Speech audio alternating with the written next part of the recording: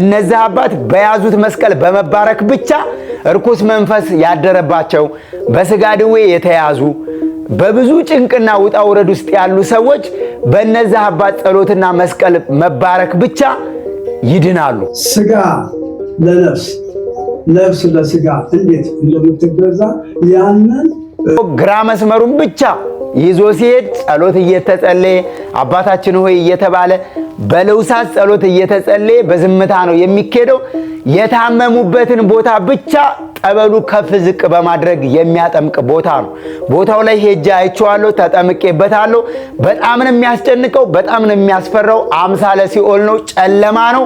ባርከው ገዳሙ ላይ ያሉ ጸበለተኞችንም ባርከው አይተው ወደ በዓታቸው በዕለቱ ይመለሳሉ። ከኔ ጋር መጓዝ የምትፈልጉ ያንተ ድጋፍ አልተለየንም።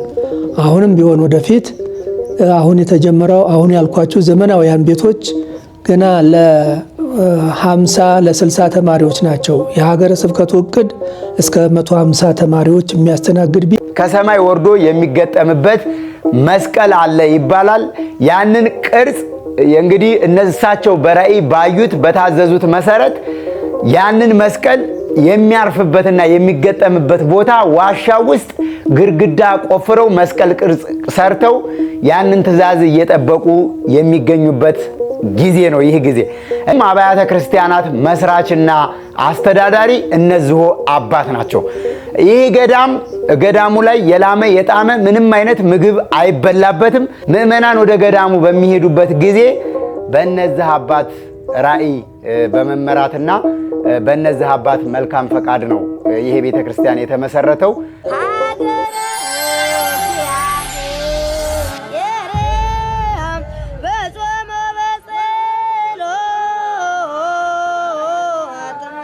ሰላም ውድ ተመልካቾቻችን እንደምን አላችሁ? እኛ ደህና ነን፣ እግዚአብሔር ይመስገን። ዛሬ 3 አጠር ያሉ መረጃዎችን ወደ እናንተ ላደርሳችሁ መጥቻለሁ።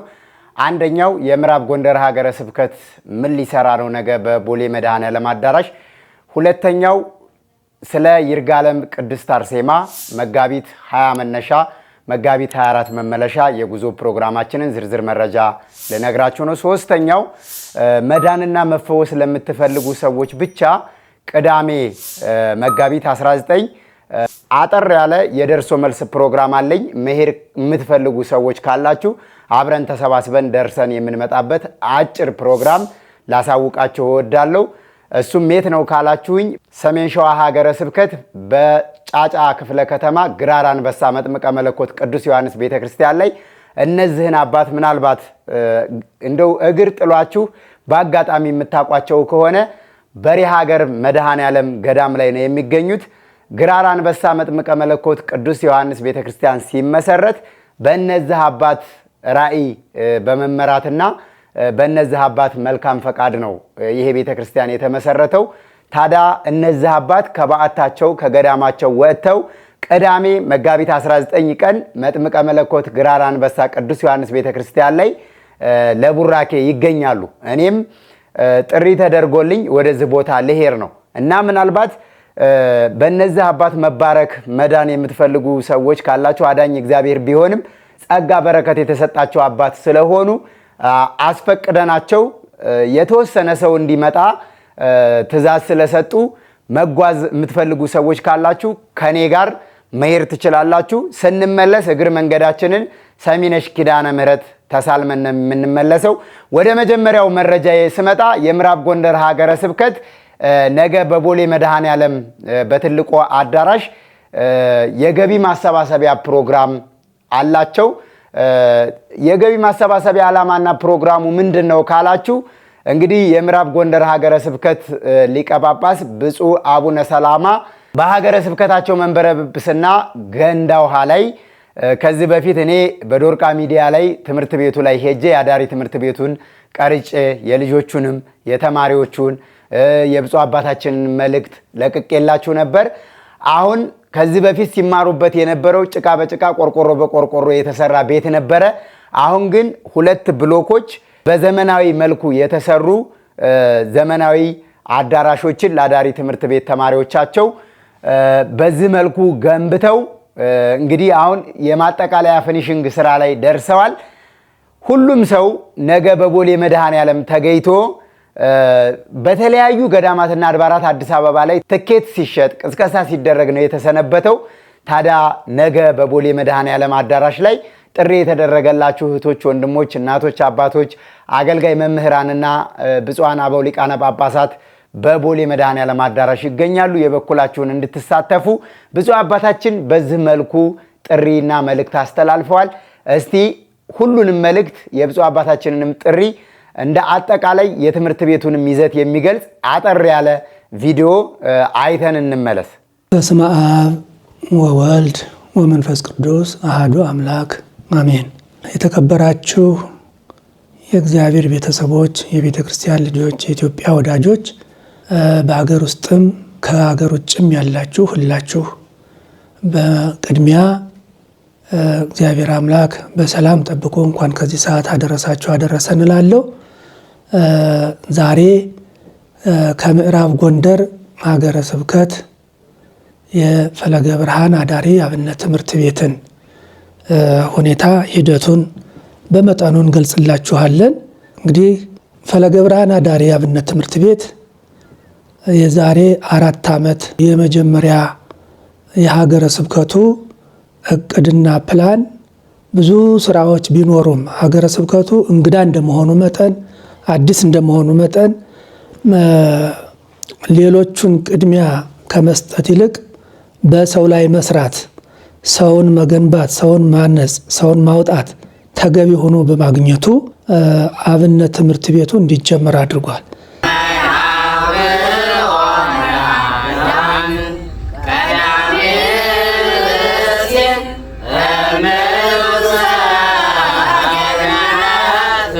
ስለዚህ ከዚያን ጊዜ ጀምሮ ከ2015 ለአንድ ዓመት ያህል ቦታ በመፈለግ ቦታውን በማግኘት ቆይቶ ከዚያ በ2016 ትምህርት ቤታችን ጀምረናል። በመጀመሪያ ደረጃ ወዲያው እንደሄድነ በተለይም እኔ ከውጭ ሀገር ቆይቼ እንደ መምጣቴ መጠን ለሀገሩም እንግዳ በመሆኔ ያሉትን የሀገረ ስብከቱን ሰራተኞች በመያዝ አሉ የተባሉትን ትምህርት ቤቶች እየተዘዋወርኩ ስመለከት እንደምታውቁት በአሁኑ ሰዓት በአሳዛኝ ሁኔታ ነው ያሉት። መጠጊያ የላቸውም፣ ማደሪያ የላቸውም። የሚያድሩት ከሰንበቴ መጠጫ ቤት ነው። ይህ ሰንበቴ መጠጫ ቤት ደግሞ በየ2 ሳምንቱ ሰንበቴ ይጠጣሉ፣ በየ2 ሳምንቱ ዕቃቸውን ያወጣሉ። ሰንበተኞቹ ከጠጡና ከሄዱ በኋላ የጠላው ፍሳሽ እንዳለ ከዚያው ከሽታው ላይ ሄደው ይተኛሉ። አንዳንዶቹ ከመቃብር ቦታ መቃብሩ ዛሬ ተቀብሮበት ድንጋዩንና አፈሩን አስተካክለው እዚያ ይተኛሉ። ይህንን በመመልከታችን በጣም ነው ያዘንነው እና ይሄ አንደኛ ለተማሪዎቹ ለአዳጊዎቹ ጤንነት፣ ሁለተኛ ደግሞ ለቋሚ ለቀጣዩ ሕይወታቸው ቤተ ክርስቲያን ያደረገችላቸው እንክብካቤ፣ ቤተ ክርስቲያን የሰጠቻቸው ኃላፊነት ያን ያህል ሆኖ ባለመገኘቱ ኃላፊነት ያላቸው ኃላፊነትን የሚሸከሙ ልጆችን ለማውጣት ሀገረ ስብከቱ ቅድሚያ አዳሪ ትምህርት ቤት ብሎ ጀምሮ ከ2016 እስከ 2018 ዓመተ ምህረት ድረስ በቆርቆሮና በጭቃ ቤት ለ24 ተማሪዎች አንድ የዜማ የድጓ መምህር ተቀጥሮላቸው ዜማ ሲማሩ ቆይተው በ2018 ደግሞ ከ2017 ጀምሮ የተወሰኑ 2 ዘመናዊ የሆኑ 2 ብሎክ 10 ክፍሎች ያሏቸው ዘመናዊ ቤቶች ተሰርተው እዚያ ተማሪውን የቅኔ መምህር፣ የቅኔ ተማሪዎች፣ የትርጓሜ መምህር፣ የትርጓሜ ደቀ መዛሙርት በመጨመር ወደ 50 ተማሪዎች ጨምረን አሁን በማካሄድ ላይ እንገኛለን። ስለዚህ እነዚህ ልጆች የቤተ ክርስቲያን ብቻ ሳይሆኑ አገርም ተረካቢዎች፣ በእውነቱ ካህናቱ ጠብቀን ተግተን ከሰራን ሕዝባችን የእግዚአብሔርን ቃል በመማር ከእግዚአብሔር ጋር እንዲሆን ከክፉ ነገር ሁሉ እንዲጠበቅ የሚያደርግ ትውልድ ለመፍጠር ነውና የሁሉ እነዚህ ነገሮች በሚካሄዱበት ሁሉ እስካሁን የእናንተም እርዳታ፣ የእናንተም ሀሳብ፣ የእናንተ ድጋፍ አልተለየንም። አሁንም ቢሆን ወደፊት አሁን የተጀመረው አሁን ያልኳችሁ ዘመናዊያን ቤቶች ገና ለ50 ለ60 ተማሪዎች ናቸው። የሀገረ ስብከቱ እቅድ እስከ 150 ተማሪዎች የሚያስተናግድ ቤት ለመስራት ነው። አሁን ቦታውን እንደምታዩት ይሄ ከሀገረ ስብከቱ ከከተማው ወጣ ያለ ነው። ይኸውም ደብረ ጽጌ ቅዱስ ጊዮርጊስ ቤተክርስቲያን ከላይ አለ። ቦታውም ይህንን ታላቅ ቤተክርስቲያን ለዚህ አገልግሎት ካለው ከመሬታቸው ቆርሰው የሰጡት ቦታ ነው እና በዚህ ቦታ ደግሞ ዝቅ ብሎ ቅዱስ ዮሐንስ ቤተክርስቲያን ለብዙ ጊዜ ተዘግቶ የሚኖረው ለትምህርት ቤታችን ለደቀ መዛሙርቱ መማሪያ የጸሎት ማድረሻ የሚሆናቸው እሱንም አብሮ ተካቶ ትመለከቱታላችሁና ይህንንም ያደረግንበት ምክንያት ቦታው ብዙ ቦታዎችን ዙረን ተመልክተን ነው እና ሌሎቹ አንደኛ ከከተማ ውስጥ በመሆናቸው፣ ሁለተኛ ደግሞ ለተማሪዎቹ ለደቀ መዛሙርቱ ጸጥ ያለ ቦታ ማጥናት የሚፈልጉበት ቦታ አመች ሆኖ በማግኘታችን ወደዚህ ቦታ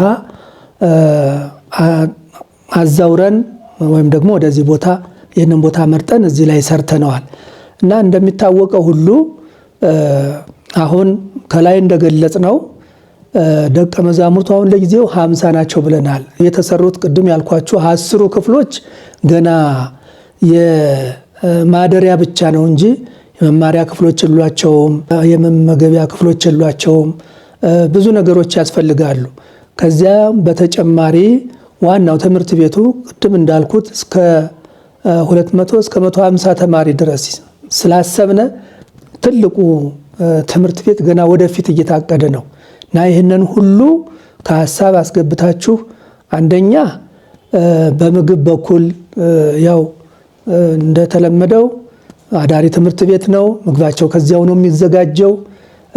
ለምግባቸው የሚሆን ገንዘብ ድጋፍ ያስፈልጋቸዋል። መኖሪያ በእናንተው እርዳታ በእናንተው ድጋፍ ያው ለጊዜው ይሄ ተሰርቷል።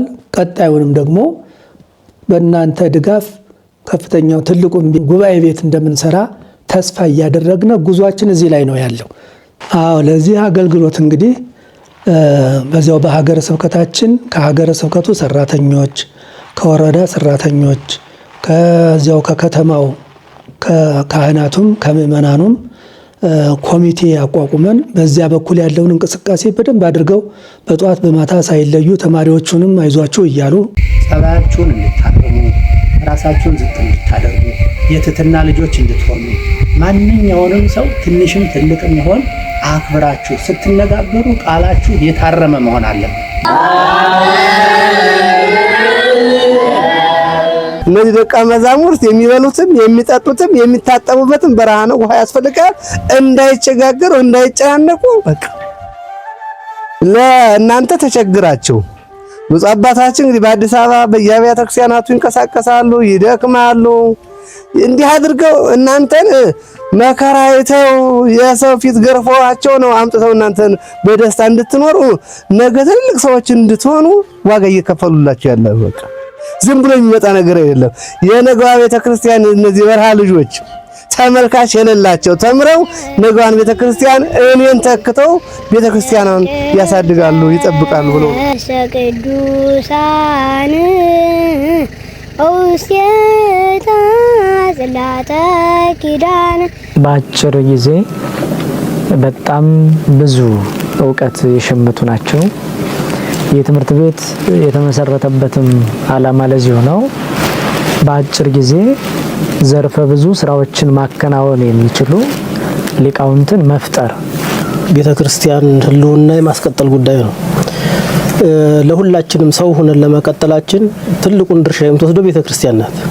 ቤተክርስቲያን በሌለችበት ሀገር ምን እንደሚሰራ እናውቃለን። ህገ ተፈጥሮ ሳይቀር ተጥሷል። አባት እናቶቻችን፣ ወንድም እህቶቻችን እግዚአብሔር ጸጋውን ያበዛላችሁ በሀገር ውስጥም በውጭም የምትገኙ የንጹህነታቸው በረከት ይደርሰናል ብላችሁ የምታምኑ ሁሉ እንዲሁም ቤተክርስቲያኒቱን ማስቀጠል የምትፈልጉ ሁሉ የሀብቱን ጸጋ ያበዛላችሁ ብትረባረቡ። በበርካታ ዘመናት ተዘግቶ የነበረ ነገር ግን ቤተ መቅደስ የነበረበት ታሪካዊ ቤተ መቅደስ በዚህ በከተማችን በገንዳ ውሃ የመጀመሪያው ቤተ መቅደስ የነበረ ቤተ መቅደስ ነው። በዙሪያው የብዙ ቅዱሳን አጽም ይገኝበታል። ሀገረ ስብከቱ ከተቋቋመ ጀምሮ ብፁዕ አባታችን አቡነ ሰላማ የሀገረ ስብከቱ ላይ ከሚሰሩት ስራዎች መካከል አንደኛው ትውልድን መተካት ወይም ትውልድን ማፍራት ነው። ብዙ ደቀ መዛሙርት የመጽሐፍት የቅኔ እና የቅዳሴ ተማሪዎች ይማራሉና በዚያውም ለጉባኤው ቅርብ የሆነ ደቀ መዛሙርቱ እየመጡ የሚያገለግሉበት በዚህ ከጉባኤው የሚማሩ ተማሪዎች እየመጡ የሚያገለግሉበት ጸሎት የሚያደርሱበት ሲሆን የቤተ ክርስቲያን ስርዓት ሲፈጸም ስርዓተ ማህሌቱ፣ ስርዓተ ኪዳኑ፣ ስርዓተ ሰዓታቱ ሲደረስ ጸሎት ሲደረግ በዚህ ተቀምጠው እንዲከታተሉ በማለት ትልቅ ቤተ መቅደስ ነው የሚሰራው። ወበመቅሰፍትከ ኢትጋስ አርምም ወዚአሁ ማይደሮ አርምም ወዚአሁ ማይደሮ እንዘኬ ያሐረስ እስቀፍቀፍት የሚል ከኒሳ ከሪዎስ ገባኢ 30 ገይሮ ውእቱ ገባኤ ጴጥሮስ ወሮሳ ሱባኤ የሚገቡበት የሚጸልዩበት ለዓለም ሁሉ ጸሎት የሚጸልዩ መነኮሳትም በዚህ ገዳም የሚያገለግሉበት እንዲሆን ታስቦ እየተሰራ ነው። እንዲሁም ደግሞ ሙቀትም ስለሆነ ለነገ ይሄ ታላቅ ቦታ ዙሪያውን በአትክልት የለመለመ እንዲሆን በማሰብ አትክልቶችን እየተተከሉ ነው ያለው። ወሬና ስብሐቲሁ ከመ ስብሐተ አሐዱ ለአባቱ እንደ አንድ ልጅ የሚሆን ክብርን አየ። ለአባቱ አንድ የሆነ ልጁ ደጃፍ የመለሰው ማጀት የጎረሰው ሁሉ ገንዘቡ ነው፣ ለእርሱም የአብ ገንዘብ ሁሉ ገንዘቡ ነውና ሲመጡ እየተቀበሉ እንደዚህ ደግሞ እረፍት በሚሆኑበት ጊዜ እየሸኙ የሚያገለግሉ ኮሚቴዎች አሉ። ዋናው ደግሞ በዚህ በአዲስ አበባ የታላላቅ አድባራት እና ገዳማት አስተዳዳሪዎች፣ ጸሐፊዎች፣ ሰባክያነ ወንጌል ያሉበት ትልቅ ኮሚቴ አለ። በዚህ ኮሚቴ አማካይነት በሰፊው እየተንቀሳቀሰ ይገኛል። ስለዚህ በመጀመሪያ ደረጃ ለነዚህ ኮሚቴዎች በእውነቱ የቤተ ክርስቲያን አምላክ እንደው ከልባቸው የኔ ነው ብለው አስበው ስለሚወጡ ስለሚወርዱት ሁሉ እግዚአብሔር ዋጋቸውን እንዲከፍልልን እንመኛለን፣ እንጸልያለን። እግዚአብሔር እድሜና ጤና ይስጥልን እና ስለዚህ በየቤተ ክርስቲያኑም ስንንቀሳቀስ ሳትሰለችሁ ተደራራቢ ስራ እያለባችሁ፣ ግንባታ እያለባችሁ፣ ልማት እያለባችሁ ቅድሚያ ለኛ እየሰጣችሁ የተባበራችሁትን ሁሉ እግዚአብሔርን በእውነት ስራችሁን ሁሉ የተቃና እንዲያደርግላችሁ እየተመኘን በእነዚህ ኮሚቴዎች አማካይነት የሚደርሳችሁን መልእክት ሁሉ እንዳው ወደፊትም በሚደረገው አገልግሎት እንደዚሁ ድጋፋችሁ እንዳይለየን እንጠይቃለን። እነሱንም በየአጥቢያ ቤተክርስቲያናቸው በሚደረገው ከአጥቢያ ቤተክርስቲያናቸው ውጭም እየተላኩ በሚላኩበት በልዑክነት በሚላኩበት ቦታ ሁሉ በምታደርጉት አቀባበል በጣም ደስ እያለን ነው። እንደዚሁ በሀገር ውጭም ያላችሁ ይህንን መልእክት የምትሰሙ ከጎናችን ሆናችሁ አይዟችሁ እንድትሉ ደቀ መዛሙርቱን እንድታበረታቱ የነገ መምህራንን፣ የነገ ተማሪዎች፣ የነገ ቀዳሾቻችን ሰባክያንን በእውነት ለቤተ ክርስቲያን ድጋፍ እያደረጋችሁ ማውጣት እንድንችል ማምረት እንድንችል በእውነቱ ዛሬ ትልልቅ ቦታዎች ትልልቅ መምህራን የነበሩበት ከጊዜው ችግር የተነሳ እየተዘጋ ደቀ መዛሙርቱ እየተበተኑብን ነው። መምህራኑም የሰርከ ህብስት ከማጣታቸው የተነሳ ወደ ከተማ ወደ ሌላ ቦታ እየተሰደዱ ስለሄዱ በዚያ በገጠሩ ያለችውን ቤተክርስቲያን በዚህ አይነት ሁኔታ ሁላችሁም እጃችሁን ዘርግታችሁ ድጋፋችሁን እያደረጋችሁ እንድትራዱ አደራ እንላለን እና ስለዚህ ሁላችሁም ይህንን ተገንዝባችሁ በእውነቱ ባለ ተስፋ ቢገኝ አንድ ሰው ቢሰራልን ደስ ይለናል። ግን ሁላችሁ ደግሞ የበረከት ተካፋይ መሆን ስላለባችሁ ሁላችሁም በዛም ማነሰም በገንዘብም በጸሎትም በሐሳብም ድጋፋችሁ እንዳይለየን ሁልጊዜም ከጎናችን እንድትሆኑ አደራ እንላለን። እግዚአብሔር ባርካችሁ በያላችሁበት ይጠብቅልን፣ ሀገራችንም ሰላም ያደርግልን። እግዚአብሔር ይጠብቅልን። ቪዲዮ እንግዲህ ያያችሁትን ይመስላል። በዚህ ፕሮግራም ላይ ተገኝታችሁ ሁላችሁ የበረከት እጃችሁን እንዲዘረጉ በብፁዓን አበው ሊቃነ ጳጳሳት እንድትባረኩ የዚህ የቤተ ክርስቲያን ትውልድ የማስቀጠል ስራና አገልግሎት ስለሆነ የዚህ በረከት ተካፋይ መሆን ስላለባችሁ ሁላችሁ መገኘት አለባችሁ እንድትገኙ። ሌላኛው ይርጋለም ቅድስት አርሴማ መጋቢት 20 መነሻ መጋቢት 24 መመለሻ ከ3 ቀን የጠበል የሱባኤ የጸሎት ፕሮግራም በኋላ በአራተኛው ቀን ከገዳማ ወጥተን እንመለሳለን። ይርጋለም ቅድስት አርሴማ ሄዶ ችግሩ ያልተፈታለት፣ ጥያቄው ያልተመለሰለት፣ ከህመሙ ያልተፈወሰ፣ እንባው ያልታበሰ ምእመን የለም። በቦታው ላይ ስንሄድ በዝምታ በአርምሞ ጠበል የሚጠመቅም ለብቻው፣ የአርምሞ ሱባኤ ተለይቶ የሚቆይም ለብቻው፣ ለሴት ለወንድ፣ ንጹህ ለሆነ ንጹህ ላልሆነ የሚፈልጉትን መገልገያ ቦታ የሚሰጥበት በቂ የሆነ አዳራሽ ያለባት ገዳም ነች።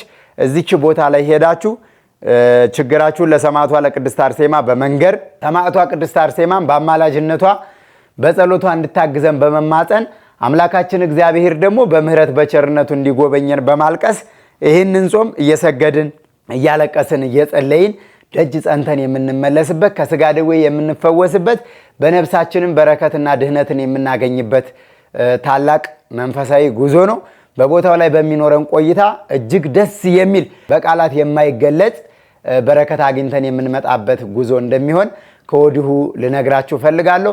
አድራሻችን መገናኛ ማራቶን ህንፃ 6ኛ ፎቅ 603 ላይ ነው። ሁላችሁም በሀገር ውስጥም ከሀገር ውጭም ያላችሁ ኦርቶዶክሳውያን ወገን ቤተሰቦቻችሁን በመላክ እዚህ ቦታ ላይ ሄደው በረከት እንዲያገኙ እንግዲህ ከወዲሁ በዚህ ጥሪ እንድትጠቀሙበት ማሳሰብ ፈልጋለሁ። እንግዲህ ስለ ግራር አንበሳ መጥምቀ መለኮት ቅዱስ ዮሐንስና ስለ እነዚህ አባት ስነግራችሁ እነዚህ አባት በመጀመሪያ የሚኖሩበት ገዳማቸውን በዓታቸውን ላስተዋውቃችሁ ፈልጋለሁ። ገዳማቸውና በዓታቸው ከደብረ ብርሃን ከተማ ወደ አንኮበር በሚወስደው መንገድ 10 ኪሎ ሜትር ከተጓዝን በኋላ በሪሃ ሀገር መድኃኔዓለም የሚባል ገዳም ላይ ነው የሚኖሩት። ይህ ገዳም በነብርና በጃርት ነው የሚጠበቀው። ከ10,000 ሄክታር በላይ ስፋት ያለው ገዳም ነው። 9 አብያተ ክርስቲያናት የሚገኙበት ገዳም ነው። የ9ኙም አብያተ ክርስቲያናት መስራችና አስተዳዳሪ እነዚሁ አባት ናቸው። ይህ ገዳሙ ላይ የላመ የጣመ ምንም አይነት ምግብ አይበላበትም። ምእመናን ወደ ገዳሙ በሚሄዱበት ጊዜ ከደብረ ብርሃን ከተማ ጀምሮ ወይም ደግሞ ቦታው ላይ ከመድረሳቸው በፊት ከ10 ሰዓት በፊት ከገዳሙ ቅጥር ግቢ ውጪ ምግብ በልተው ነው ወደ ገዳሙ የሚቀረበው። ከ12 ሰዓት ውጪ ወደ ገዳሙ ማንም መግባት አይችልም፣ በር አይከፈትም። ገዳሙ ላይም እነዚህ አባት አያስተናግዱም። ጠበሉ ከሰማይ ወርዶ የሚገጠምበት መስቀል አለ ይባላል። ያንን ቅርጽ እንግዲህ እነሳቸው በራእይ ባዩት በታዘዙት መሰረት ያንን መስቀል የሚያርፍበትና የሚገጠምበት ቦታ ዋሻ ውስጥ ግድግዳ ቆፍረው መስቀል ቅርጽ ሰርተው ያንን ትእዛዝ እየጠበቁ የሚገኙበት ጊዜ ነው። ይህ ጊዜ እነዚህ አባት በታዘዙት መሰረት የፈለፈሉት ዋሻ ከመሬት የፈለቀ ጠበል አለው። ጠበሉ ራሱ መድኃኔዓለም በቃል ኪዳን በምህረትና በቸርነቱ ሰው ጠበሉን እየረገጠ ግድግዳውን ተደግፎ ግራ መስመሩን ብቻ ይዞ ሲሄድ ጸሎት እየተጸለየ አባታችን ሆይ እየተባለ በለውሳት ጸሎት እየተጸለየ በዝምታ ነው የሚኬደው። የታመሙበትን ቦታ ብቻ ጠበሉ ከፍ ዝቅ በማድረግ የሚያጠምቅ ቦታ ነው። ቦታው ላይ ሄጄ አይቼዋለሁ፣ ተጠምቄበታለሁ። በጣም ነው የሚያስጨንቀው፣ በጣም ነው የሚያስፈራው። አምሳለ ሲኦል ነው፣ ጨለማ ነው። በዚህ ጨለማ ውስጥ ስትጓዙ በጣም በሚገርምና በሚደንቅ ሁኔታ የታመማችሁት አይናችሁን ከሆነ አይናችሁን ለማጥመቅ ጠበሉ ከፍ ዝቅ አድርጎ ሙሉ አካላታችሁን ያሰምጣችኋል። ይህንንም ለማየት የምትፈልጉ እንግዲህ በዓመት አንድ ጊዜ እዛ ቦታ ላይ መስቀል ወጥቶ ታቦት ወጥቶ ክብረ በዓል የሚከበረው ለበዓለ ሆሳዕና ነው። በሚቀጥለው በዓል እዛ ቦታ ላይ ክብረ በዓል ይከበራል። እንግዲህ እዚህ ቦታ ላይ ለመሄድ ዝግጅት ያደረጋችሁና ዝግጁ የሆናችሁ ሰዎች ካላችሁ ከዚህ ቪዲዮ በኋላ የምንነጋገርበት ይሆናል። ለአሁኑ ግን እነዚህ አባት በያዙት መስቀል በመባረክ ብቻ እርኩስ መንፈስ ያደረባቸው በስጋ ደዌ የተያዙ በብዙ ጭንቅና ውጣ ውረድ ውስጥ ያሉ ሰዎች በእነዚህ አባት ጸሎትና መስቀል መባረክ ብቻ ይድናሉ። ስለዚህ ቅዳሜ መጋቢት 19 ከኔ ጋር ግራር አንበሳ መጥምቀ መለኮት ቅዱስ ዮሐንስ ጫጫ ክፍለ ከተማ ላይ ነው የሚገኘው። እነዚህ አባት ከበዓታቸው ወጥተው ይህንን ገዳም ለመባረክ ይመጣሉ። እነዚህን አባት ማግኘት የምትፈልጉ እነዚህ አባት በባለፈው እዚህ ገዳም ላይ መጥተው በዚህ መልኩ ባርከው መልእክት አስተላልፈው ነው የሄዱት ወደ በዓታቸው። እንግዲህ እንድታዩዋቸው ያክል ትንሽ ቪዲዮ ልልቀቅላችሁ። ቪዲዮውን አይተን እንመለስ። መድኃኔዓለምን እንዴት እንደሆነ በመጀመሪያ ህይወታችንን ለመድኃኔዓለም ስጋ ለነፍስ ነፍስ ለስጋ እንዴት እንደምትገዛ ያንን አድርገን ከተገኘ ሁለንተናችን የእግዚአብሔር ተገዥ ተሆነ ስራ ሁሉ ይፈጸማልና እግዚአብሔር በአንተ ላይ አርፎ ይህንን ስራውን ለመፈጸም ተነስቷልና አንተ ብቻ ፈቃደኛ መሆን ብቻ እንጂ ለስራው ለሚያቀርብ እሱ በጭንቅላት ላይ አምጥቶ አብርቱ ይነግራል፣ ያሳያል። ያንን ለዚያ ፈቃደኛ ተቀያሚነት ሳይሆን ፈቃደኛ እንድትሆን እግዚአብሔር ኃይሉን ይስጥልን፣ አሜን፣ ያድርልን። ሀገሩንም ደግሞ በዚህ እድገት አንተ በምትሰራቸው እድገቶች የሚቃወመውን ተቃዋሚውን እንዲያውም አለስልሶ ረዳት እንዲያደርግልን የአምላካችን ቅዱስ ፈቃድ አይለይብን። እግዚአብሔር ይስጥልን። ተባረኩ። እንኩን እግዚአብሔርን ሁሉ ደግሞ ያስጀመረ እንዲያስፈጽም የእመቤታችን የድንግል ማርያም የልጇ የወዳጇ የመድኃኔዓለም ረዳትና ፈቃድነቱ አይለይብን። ወስብሐት ለእግዚአብሔር። ነው ንብ ያስለቀቀው ተቤቱ እዚች ቤት እቺን ቤት ለማረፊያ ይሰራና ሲያበቃ ውስጧ እየጸለየ እያለ ብድግ ብሎ ወደ ገዳም ሊሳለም ወደ ዝቋላ ወርዶ ሲመጣ ንወይ ገብተው 5 እንጀራ ጋግረው ውስጡ ቁጭ ብሏል። ስዕሉ ላይ ተመልከቱ። ለእነ እንግዲህ ውጣ ተቤታችን አሉ። እነሱ አስወጡ። አሁን 11 ቀፎ ሆኗል። ያቺ አንድ ቀፎን መጣ ገብታት የት እንደመጣ አይታወቅም። አሁን ያ ማሩ ነው ደዌ እየፈወሰ አይወጣም። ተዝተ ገዳሙ የታመመ ዝቹ እየመጣ ጸበሉን እየጠጣ ያችን ማሩን ይቀንሳል። በዚህ በጆግ አስቀምጧል። ነጭ ማር ነው፣ ስኳር ይመስላል። ተዝህም ቦታ መጣ ይባልም እንግዲህ መንፈስ ቅዱስ ነው ሰሪው ራሱ። አዎ መንፈስ ቅዱስ ነው።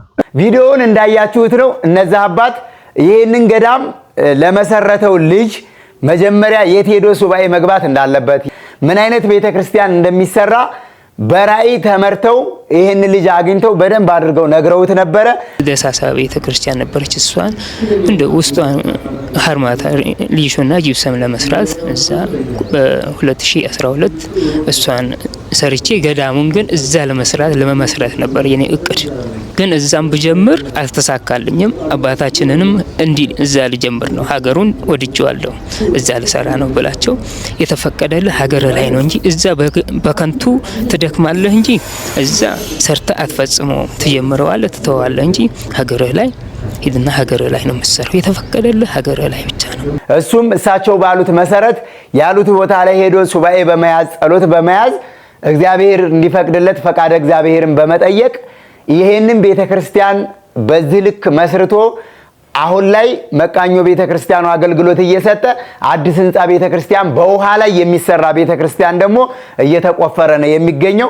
ታዲያ እነዚህ አባት ደግሞ በድጋሚ ይሄንን ቤተክርስቲያን መጥተው ባርከው ገዳሙ ላይ ያሉ ጸበለተኞችንም ባርከው አይተው ወደ በዓታቸው በለቱ ይመለሳሉ። ከኔ ጋር መጓዝ የምትፈልጉ የጉዞ ፕሮግራም ሰፋ ያለ አይደለም።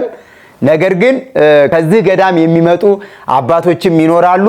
ምናልባት ቦታው ላይ እዚህ መጥምቀ መለኮት ግራር አንበሳ ቅዱስ ዮሐንስ ቤተክርስቲያን ላይ መስራችና አገልጋይ የሆነውን ወንድማችን ሲሳይ ወይም ፍቅረ ማርያም ሰሞኑን እንግዳ አድርጌ ልጋብዘው ይችላልው።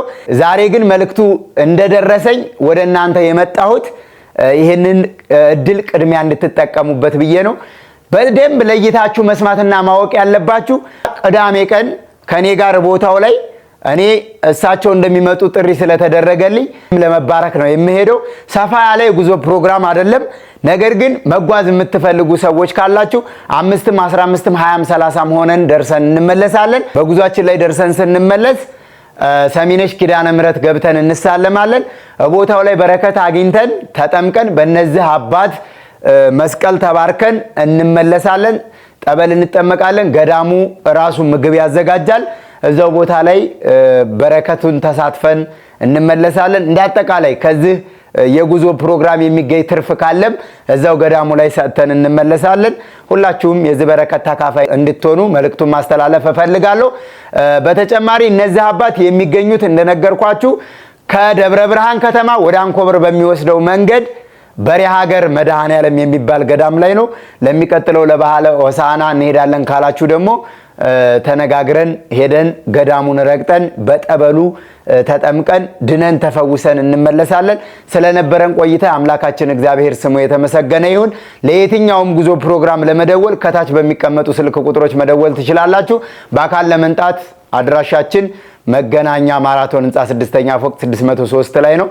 ሰላማችሁ ይብዛ።